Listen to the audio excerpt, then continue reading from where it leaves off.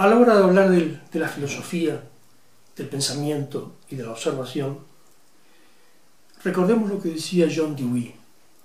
Allí donde impera una autoridad externa, el pensar es siempre cosa sospechosa y dañina.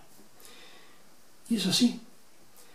Y debemos considerar que la primera característica del pensar es su enfrentamiento con realidades adversas, ante las que tiene que impulsar una primera operación, la observación.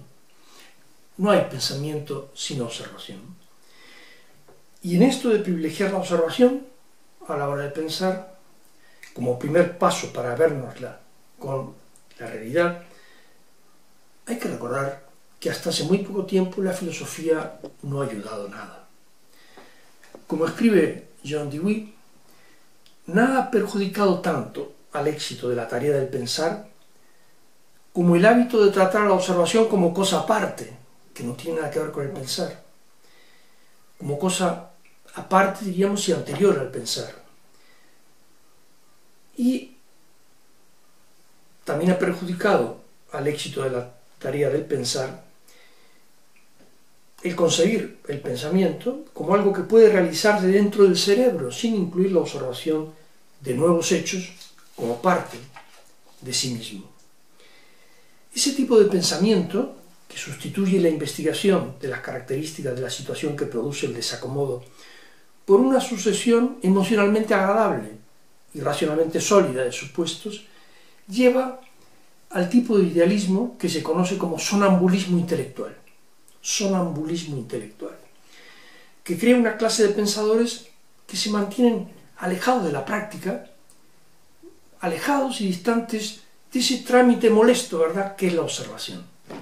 Y sin embargo, sin la observación no podemos concebir el pensamiento.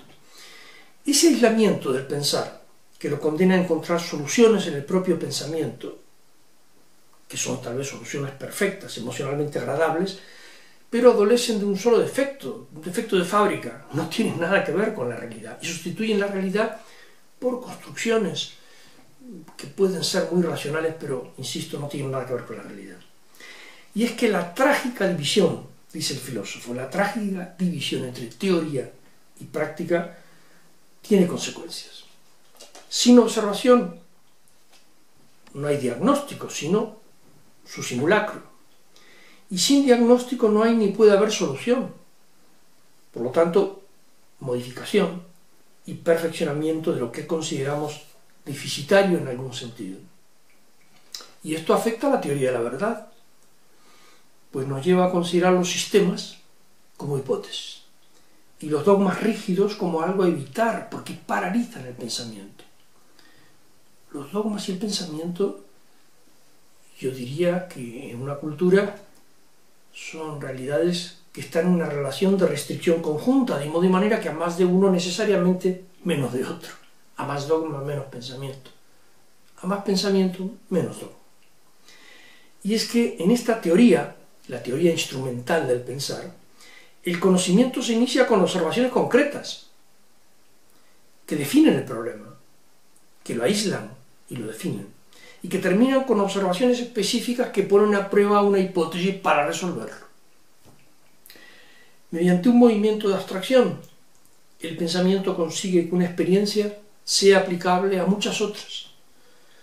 Porque si bien cualquier experiencia concreta es única en su totalidad y tomada en su concreción plena no instruye ni arroja ninguna luz que sea de posterior aprovechamiento, la abstracción que consigue, la abstracción que hacemos, digamos, consigue que tenga algún valor para otras experiencias en un proceso acumulativo de continuo aprendizaje y de continua acción sobre el entorno. Es decir, una experiencia tomada en sí misma es un fragmento mutilado, aislado del conjunto vivo del que ha sido extraída. Pero esa experiencia, considerada teleológicamente o prácticamente, representa el único modo de que una experiencia que hemos vivido pueda tener valor para otra, es decir, arrojar alguna luz para otra. Y es así que la abstracción, contemplada funcionalmente y no estructural y estáticamente, significa que se ha sacado alguna enseñanza de una experiencia para transferirla a otra experiencia. Y lo que venimos diciendo, ya lo dije antes, tiene consecuencias para la teoría de la verdad, porque ideas, teorías, conceptos y sistemas son meros instrumentos para una reorganización activa del conocimiento práctico que tenemos del medio circundante, en el que soluciona una dificultad o resuelve o alivia una perplejidad. En la medida en que lo consigue, nos dará la prueba de su validez y de su verdad. Si no lo consigue, si aumenta el daño y la confusión y multiplican la perplejidad, entonces decimos de ellas que son falsas.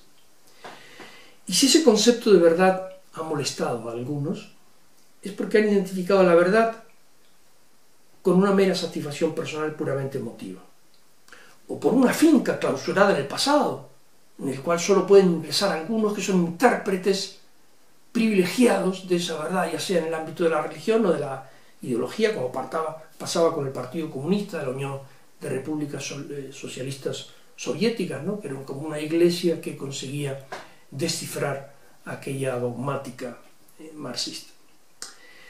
Decimos que la satisfacción a la que se refiere John Dewey guarda relación con las necesidades y condiciones del problema del que han brotado la idea y el método de acción. Es decir, abarca las condiciones públicas y objetivas y no de un mero acomodo personal o de un capricho personal.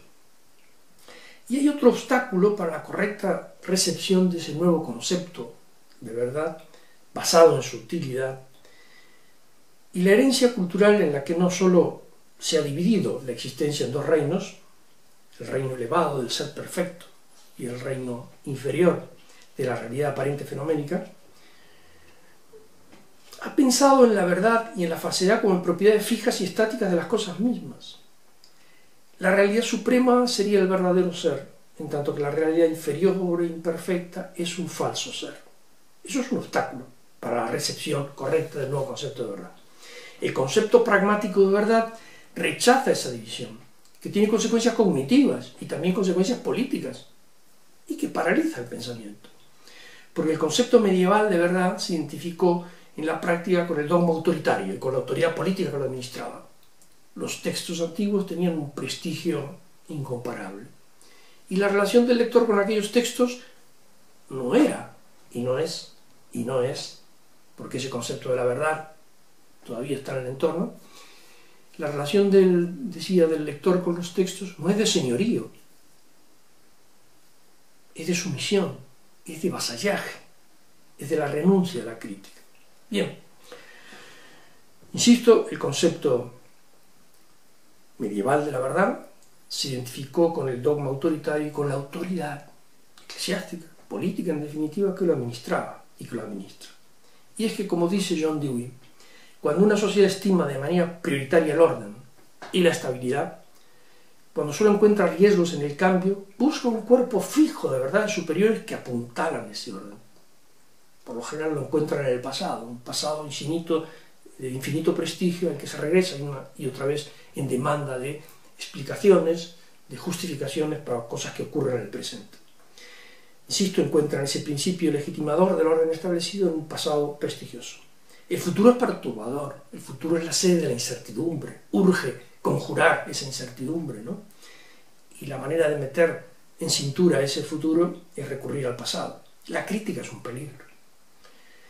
Ese nuevo concepto de verdad, el concepto del pragmatismo, ¿verdad?, carga sobre sí la responsabilidad de generalizar el reconocimiento de que lo verdadero significa lo comprobado y ninguna otra cosa, intentando la rendición incondicional de los dogmas políticos y morales, sometiendo a la prueba de las consecuencias sus prejuicios más arraigados.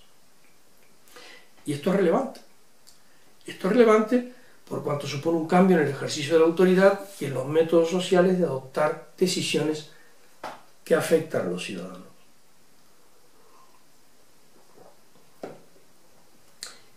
John Dewey nos propone una reconstrucción de los conceptos tradicionales de la moral. Y en sus reflexiones recuerda que la ética ha vivido hipnotizada por la idea de que su misión consistía en descubrir alguna finalidad o bien último, o alguna ley suprema y última, a la que tienen que someterse todas las demás. Ese fin podía ser la lealtad y obediencia al poder, ya fuera la voluntad divina, el gobernante, las instituciones tradicionales, qué sé yo. La santidad, la felicidad o la mayor cantidad de placeres posible, depende. Pero todos coincidían en un punto, la creencia de que existe un bien único, fijo y último. Insisto, la creencia de que existe un fin único, fijo y último. Precisamente por haber partido de esa premisa compartida, argumenta el filósofo, han podido disputar entre sí. Y se pregunta si esa creencia en lo único, definitivo y último no será un producto intelectual generado por aquella organización feudal de la sociedad y del trabajo que está desapareciendo ante nuestros ojos. Acontece que la reconstrucción intelectual que pregona el filósofo no ha conseguido todavía ser aplicada en el campo de las disciplinas morales y sociales, pues ha quedado confinada al mundo de la ciencia. Y aconseja progresar hacia una creencia en la pluralidad de bienes y de fines mudables, hasta la creencia de que principios, criterios y leyes son instrumentos intelectuales para analizar las situaciones individuales o únicas. Si la tradición prescribía que es precisamente la irregularidad de los casos especiales la que hace necesario que el comportamiento sea regulado por los valores universales y que la esencia de la virtud radica en la buena voluntad para subordinar cualquier caso particular a la autoridad de un principio fijo, John Dewey denuncia ese anacronismo propio de épocas pretéritas que solo genera confusión y que nos hace un flaco favor, por lo tanto. Como alternativa propone seguir la norma pragmática. Y para descubrir el potencial práctico de una idea aconseja buscar las consecuencias que tiene la adopción de esa idea. Que no puede ser una adopción acrítica, que no puede ser una sumisión a esa idea ni a los textos que la legitiman. Y eso supone aceptar o descubrir que el significado del carácter único y moralmente último de una situación concreta no es otra cosa que una transferencia del peso de la carga de la moral a la inteligencia. Es la inteligencia la que decide. Repito, no el recurso a antiguos textos, no a una autoridad inapelable, sino la inteligencia.